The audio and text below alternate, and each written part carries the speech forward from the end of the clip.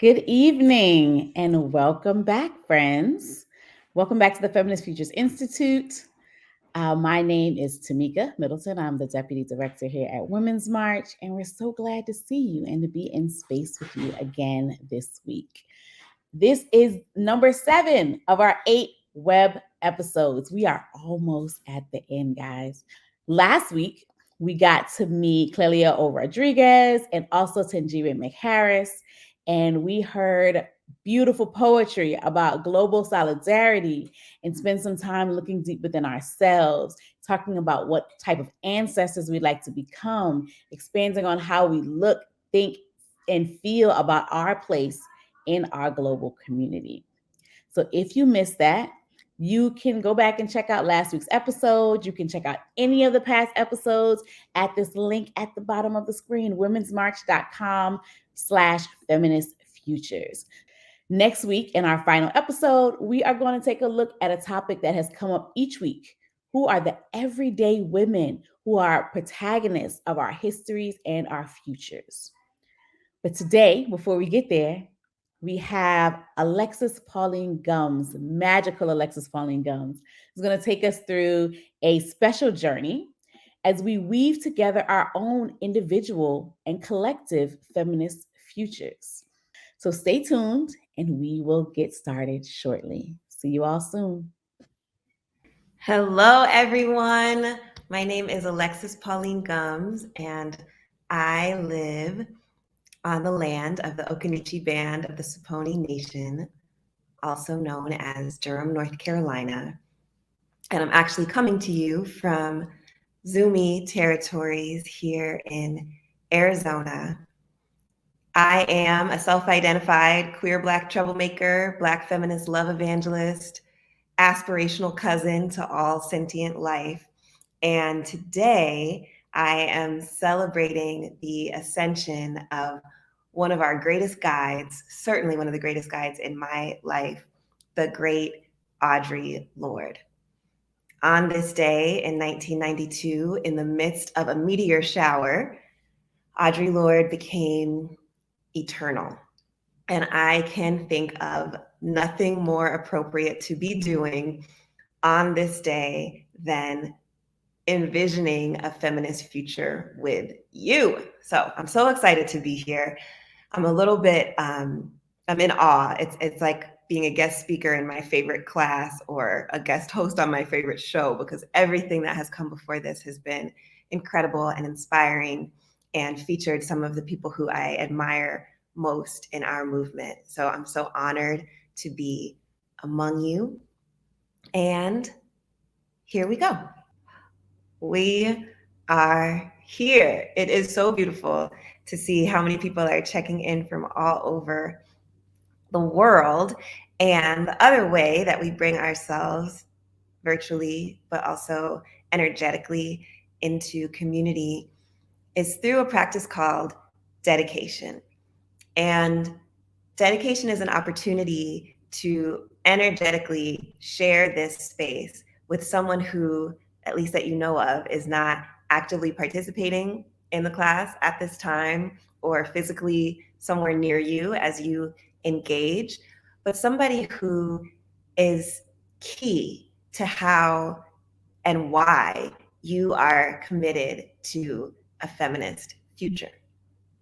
So, of course, Audre Lorde, our guide and the person who ascended on this day in 1992, is someone who we are dedicating our participation to. But I want to challenge you to think of someone in your life personally, and you may have personally known Audre Lorde, who is really key in terms of your idea of a feminist future. Maybe this is someone who has been an elder to you and has taught you something about what a feminist future could be.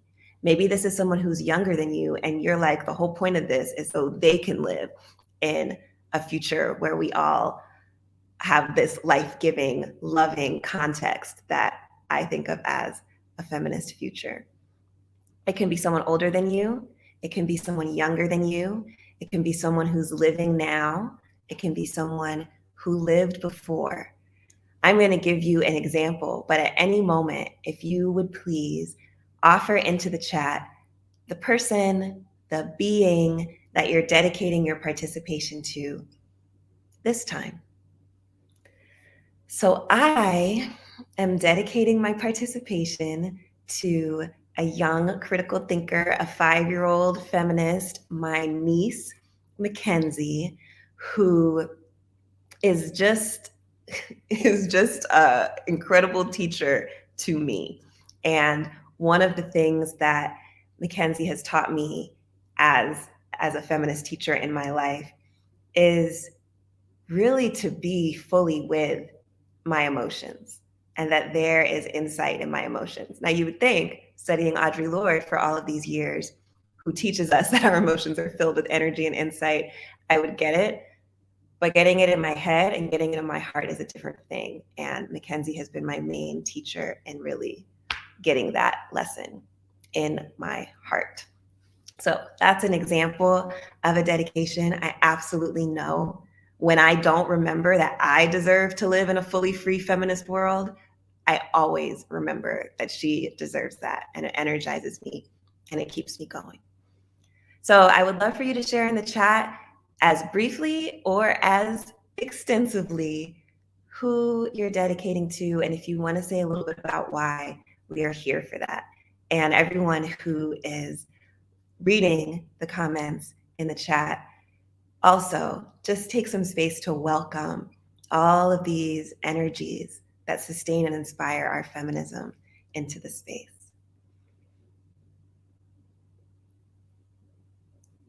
Yes, so many generations. We have great grandmothers and daughters and best friends and warriors and high school teachers. Yes, yes, yes, yes. Mm-hmm. Mm-hmm. And I want to encourage you to be as specific as possible. I mean, you don't have to put people's whole government name and social security number up on here. But part of the rigor of this exercise of dedication is that we often think in categories, but this is an opportunity to think specifically and to activate the specificity of our love as a resource for what we're doing generally. And y'all are creating incredible examples of this. Yes, yes, yes. Mm-hmm. Our feminist mothers, gorgeous, pure love. I am loving this so much. So while we continue to type in our dedications, I want to say that our guide for this session, I mean, I'm the guide technically, but then ancestrally, Audre Lorde is our guide. And the medium through which she's guiding us is a poem that she wrote in 1974. It was published as the last poem in her National Book Award nominated book of poems, From a Land Where Other People Live. And Audre Lorde's poetry as guide is basically another name for what my spiritual practice is. I want to emphasize that though Audre Lorde's essays and speeches are quoted, and sometimes we carry them on signs because there's so much truth and fire and power in them, they're more likely to be on a poster. Audre Lorde really identified first as a poet, and she said, I have to be an activist because this world requires it. These systems of oppression require me to be an activist. But even if we lived in a world, and when we live in a world free of oppression, she would always be a poet. That was really her spirit and her soul. And I think there is something profoundly political and profoundly futuristic about the work of poetry to envision and to attempt to say that which is unsayable in form. So very excited to celebrate Audre Lorde's poetry always. This isn't really a poetry seminar, but we're going to be using particular lines from her poem Prologue, which is a futuristic, visionary, also vampire, kind of sci-fi undead poem that I encourage you all to read or reread if it's been a while, as our guide here. And the guiding lines that I think about in terms of our dedications, because we have so many generations of dedication here, is this moment where Audre Lorde places herself in the present and says, "Through my lips come the voices of the ghosts of our ancestors, living and moving among us." So I want to honor the ancestors that have been named in your dedications and Audre Lorde herself, that actually through our presence together, through the rigor of our practice of feminism together, those ancestors live and move among us.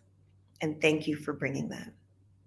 And also for those who, like me, dedicated to children or people who are younger than you, there's this key line that Audre Lorde has in what is also a multi-generational poem, where she says, "My children do not need to relive my past." And sometimes my vision of a feminist future is generations of people who don't have to live through some of the things that I have lived through, shaped by systems of oppression. So I want to honor those of you who are bringing young people, who are honoring that future through them specifically, and who are attending to and doing the work to release whatever it is from the past that we understand does not need to continue to travel with us as a community. Mm-hmm. So thank you again for all of these gorgeous dedications. It's so clear, the love in your lives and the love that brings us here. And really, if that's all we were to get present to, that is the guiding light for what the future is that we would create. But it's not all we get to do. So I know Tamika talked about getting your pen and your paper for the activity later, but you need it now. So I hope that you already have your pen or your journal or your crayon or your marker with you, because we are going to do some prompts inspired by Audre Lorde's poem, Prologue. And I want you to have space to write for yourself. You also will have an opportunity to share things in the chat, but you don't have to share everything in the chat. You can also just write it down for yourself, and we're going to have time for that, and also time to share. And I'll be very excited to lift up and read some of the things that you write in the chat. Oh, I just love seeing all these generations of feminism. Oh, thank you for being so interactive already. So maybe we can start with a clearing. To create a feminist future, what is it that we need to clear?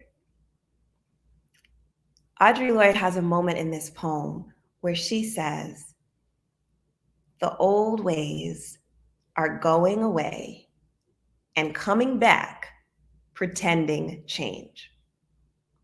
Now, I think for those of us who have lived through this past decade and have seen some of the same struggles that, in my case, elders and ancestors have fought, come up again in virulent and very impactful and insidious ways, we can relate to this line.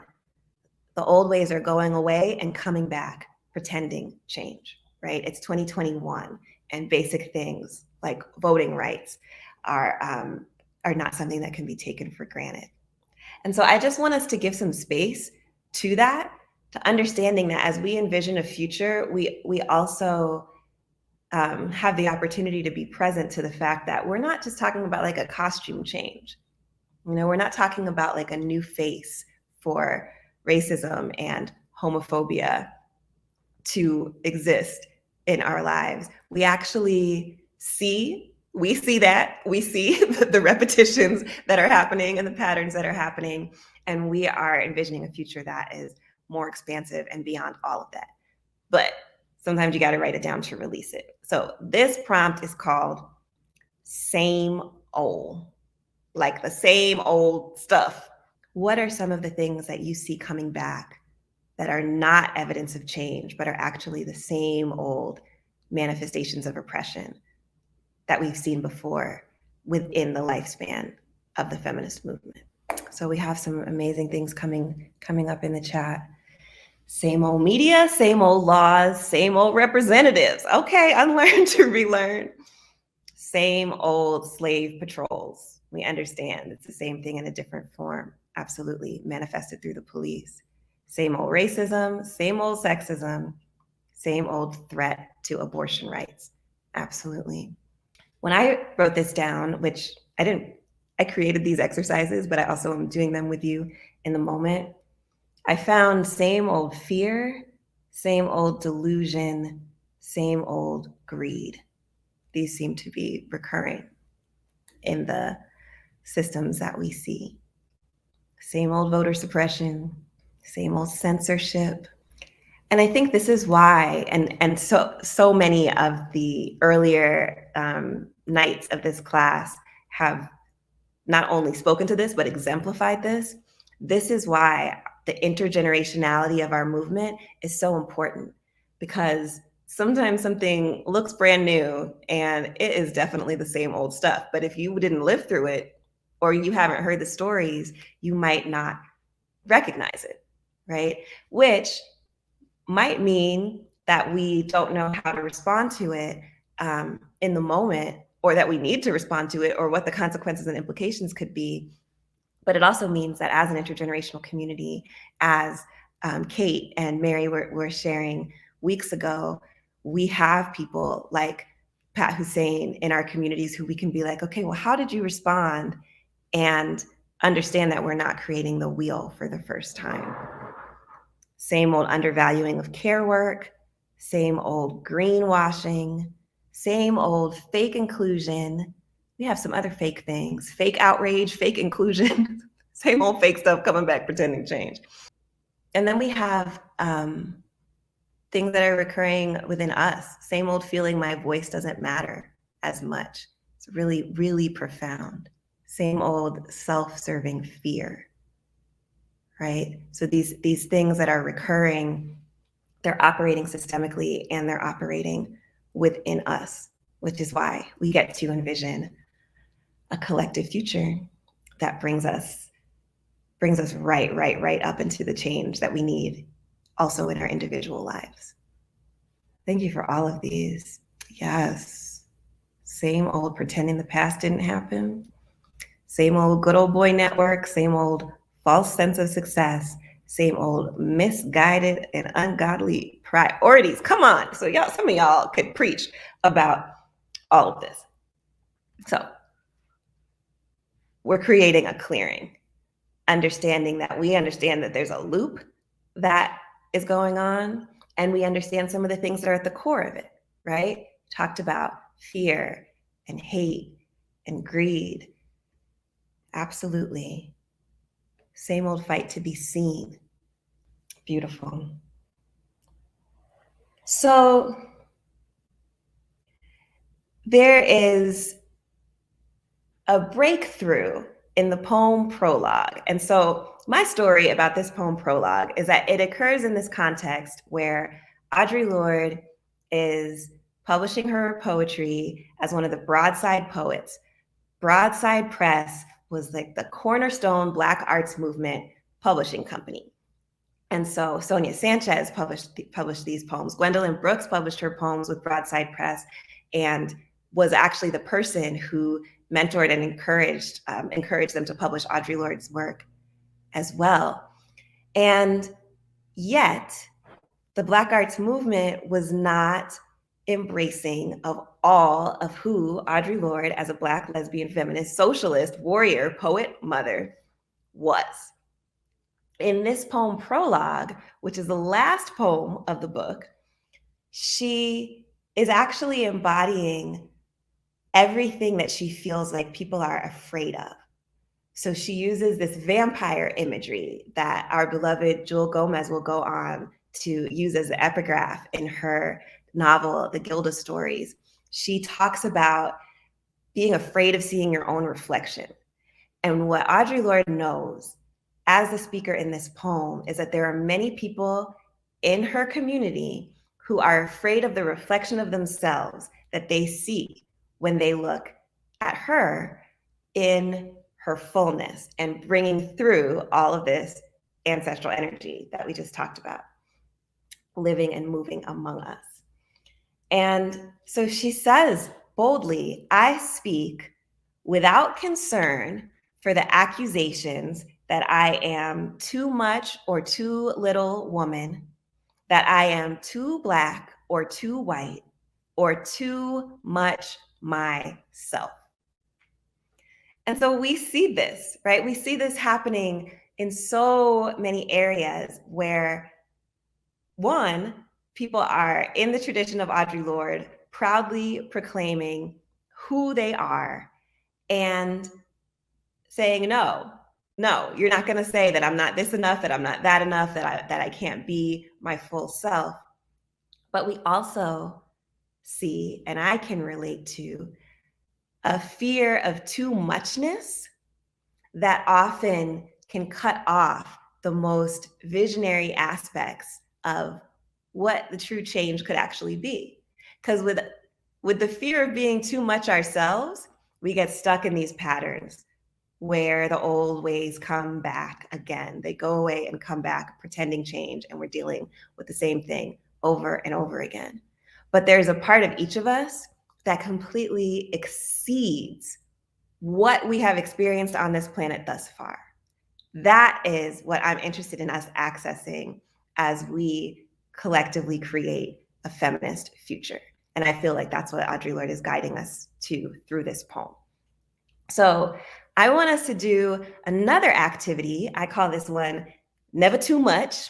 Shout out to Luther Vandross, one of my favorites. I don't know if Luther Vandross identified as a feminist, but I'm giving this shout out because we are never too much. And I would love in this activity, we're going to go back to our journals, for you to write at least 3 aspects of yourself that you have either judged to be too much, tried to constrain, or felt that you were being forced to constrain in the context of community, whether it's our feminist movement, our multiple feminisms within our movement, or in another space in your life. What are 3 aspects of you that you are now going to reclaim, but that have been labeled by you or by others as too much at a certain point in your life? So at least 3, but there are never too much. So you can do actually as many of these as feel good to you. What are 3 aspects of yourself that you are now saying are never too much? Never too passionate about the things I care about. Never too trusting. Never too caring. Have we been labeled too spiritual, too kind, too fun to be taken seriously in this movement? So much about our expression, right? Being direct in speech, having an opinion, embracing personal power. Look, I see too vocal, asking too many questions. And we brought Audre Lorde into the room, who, as we know, teaches that our silence will not protect us, but silencing, and as Audre Lorde writes, especially in her poem, A Litany for Survival, silencing has been a major tool to disempower us and disconnect us from each other. This is so interesting because there's this pattern. I know I said the too muchness. Sometimes it's like, oh, can you love the people too much? Can you be too excited? Can you be too interested? And I'm seeing this eagerness, too boisterous, too loud, laughing too loud. All of these things that, like, when I think about our feminist future, and even when Audre Lorde writes about it, as you'll see in a moment, we want it to be full of laughter. We want to be eager about it and passionate and kind, and with all of these things that I know sometimes I'm like, oh, is this too much? Does this get in the way of our linear progress? Is there space for this in the types of meetings or conversations or activities or even protests that we have? What about feeling too unrealistic, right? Isn't that some of our visionary idealism? And then also being very real that those aspects of us that are not able to be contained within an oppressive system, or that are directly targeted by the systems of oppression that we're talking about, can I be too Black for a particular space, right? Audre Lorde talks about it specifically. Am I too Black for this space? Oh, now am I too white for this space? Oh, am I too much of a woman? Oh, now I'm not enough of a woman. And am I too much myself? So Audre Lorde is such an example for us of someone who said, all of who I am. I have to be all of who I am. And named herself publicly in that way. So this is my corrective for myself when I start to be like, oh, is this too much? Oh, I don't know. I feel like perpetually misunderstood. Are the people going to understand this? To say, okay, Audre Lorde is my teacher. Mackenzie Marie, my little niece, is my teacher, who is never too much, but who is a lot in the full expression of her emotions. Those are my teachers. So when I start to tell myself that I'm too this or I'm too that or I'm too much, I remember Audre Lorde said, I speak without concern for the accusations that I am too much or too little, that I am too Black or too white. It is impossible for me to be too much myself. We need all of you. And this is so beautiful. I love, I think that's hilarious. Someone's talking about how much I would charge for therapy, because my mom actually is a therapist. So you should holler at her, but I'm not a therapist. And then the differences that came up, right? In so many of your never too muches, you wrote about too many different opinions, too messy, too curious, too open-minded. We have too mixed. There's too many emotions, too much neurodiversity, right? And what Audre Lorde emphasizes in this poem is that that's what we need. So when she envisions the future in this poem, she says, all the children are singing louder than mourning. That's mourning, like mourning, grieving. All the children are singing louder than mourning. All their different voices sound like a raucous question. And I love that image of the multiplicity of voices that she's hearing. It's like she's hearing the next generation. And as part of one of those future generations, I feel like, oh, she's hearing the things I didn't even say yet.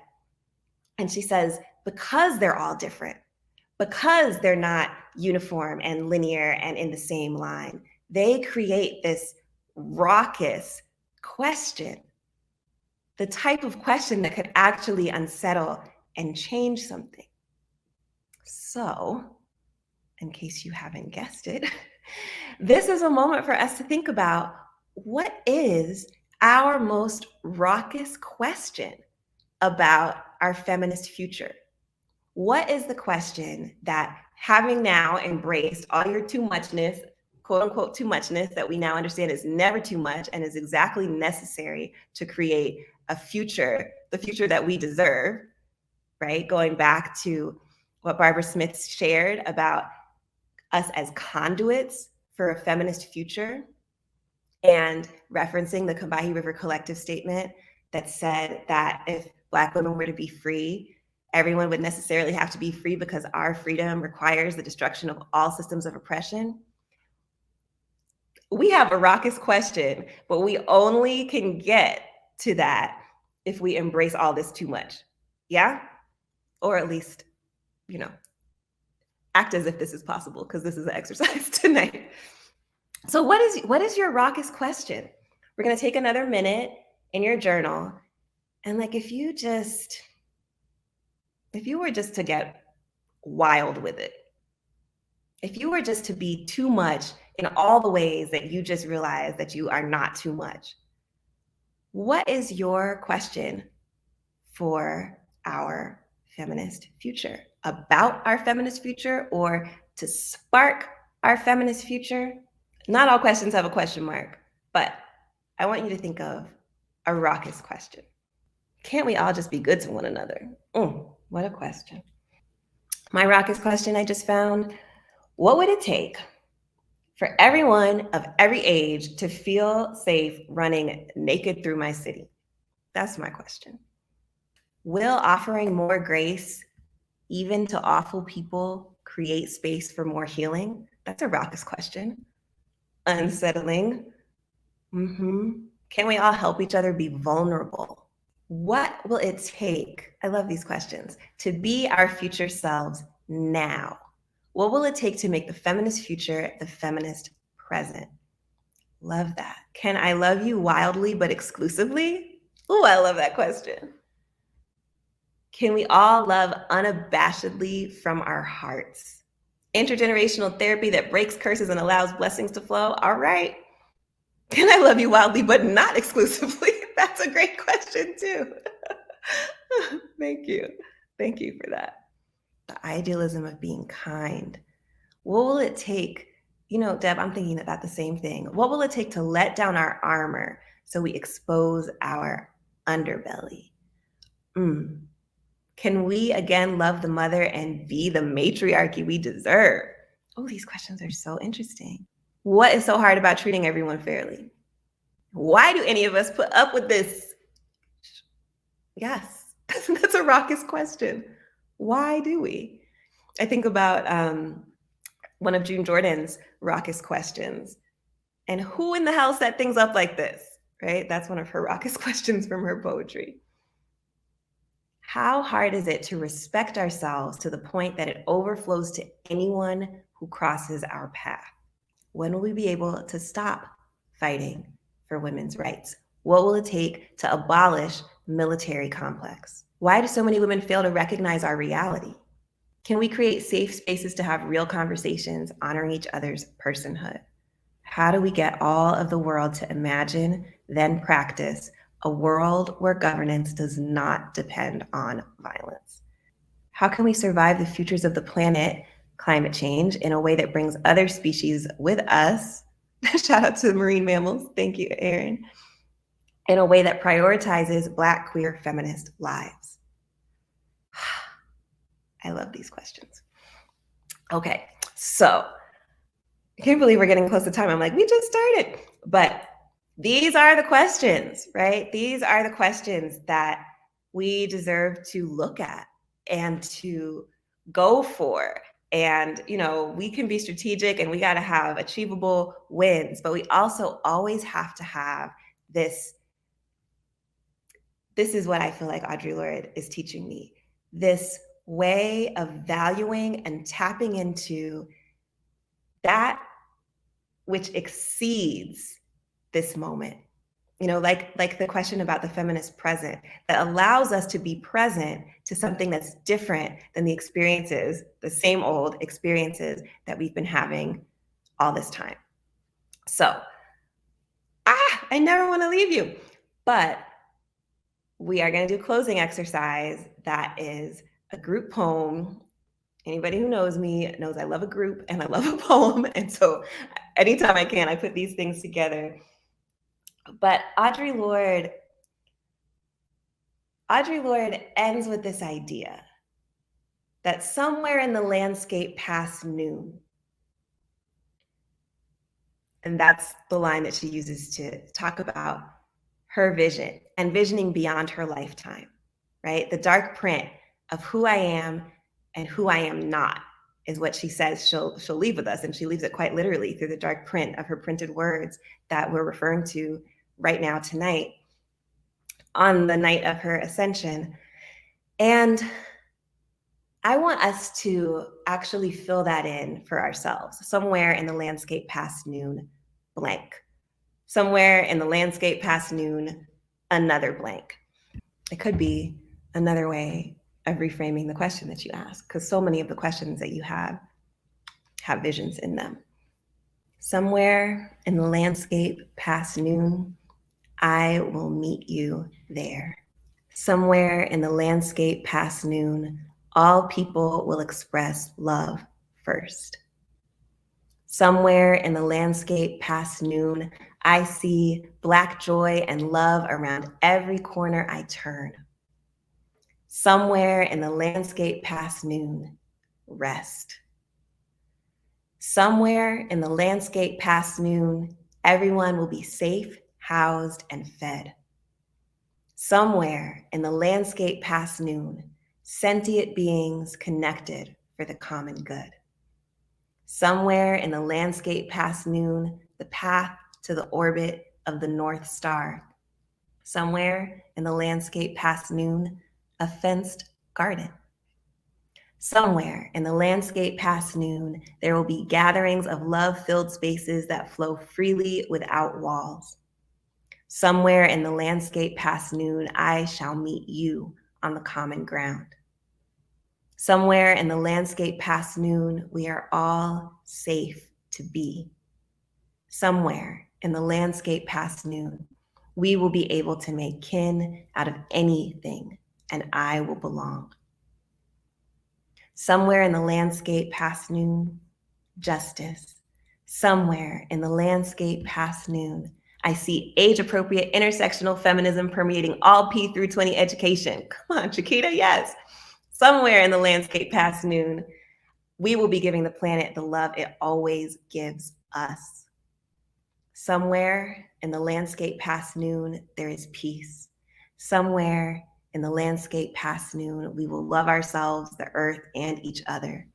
Somewhere in the landscape past noon, a seed bursts forth through the dirt and a small green shoot unfurls. Somewhere in the landscape past noon, peace. Somewhere in the landscape past noon, we will all survive and thrive. Somewhere in the landscape past noon, the swamps turn us yellow with healing. Somewhere in the landscape past noon, a society without hate groups, but loving and understanding. Somewhere in the landscape past noon, children are born into a loving world free from oppressive systems. Somewhere in the landscape past noon, I see orchards created by our ancestors. Somewhere in the landscape past noon, there will be equity.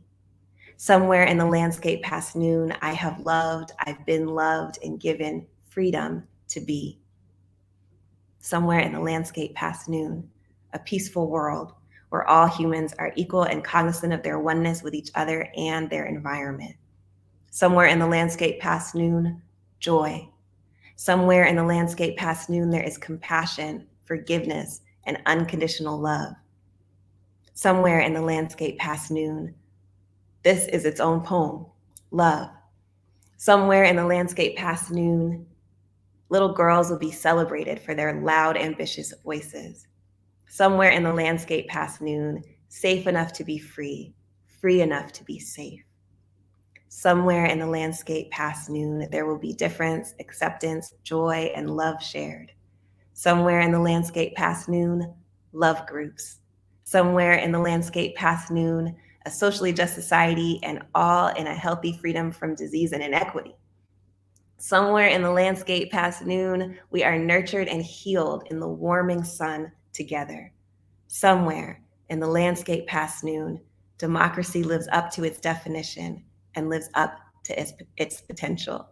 Somewhere in the landscape past noon, I remembered what comes after this. Somewhere in the landscape past noon, we are the fruit of love. Such a beautiful poem. We did it. We created it in the present. It exists. Thank you, thank you, thank you for your beautiful participation. This would have been so boring and impossible without you. I am so honored to be part of this feminist future that we are creating. Oh, one more. Somewhere in the landscape past noon, I see shared multi-species joy and rooted ancestral integrity. Yes, yes, yes. I feel it, all of it, all of it, all of it. Thank you so much for the generosity of your participation.